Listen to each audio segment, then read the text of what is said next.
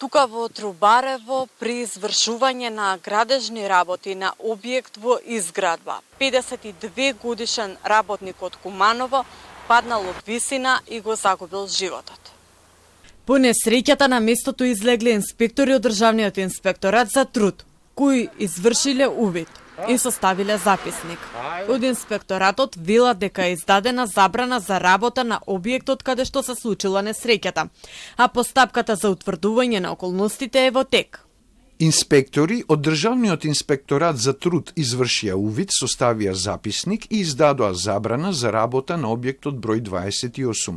Несреќата со смртни последици настанала при пат од висина на градилиште и на прочистителната станица.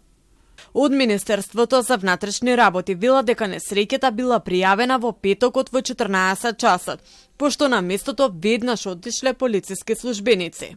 На 10.7.2026 околу 14:05 во СВР Скопје е пријавено дека на подрачјето на Газибава при изведување на градежни работи на објект во изградба паднал од висина ИИ-52 од Куманово. Од страна на лекар од итна медицинска помош констатирана била смрт. Излезено е на местото на настанот од полициски службеници од СВР Скопје и известен бил трудов инспектор. Ова не е прва трагедија на градилишта годинава, пред неколку месеци.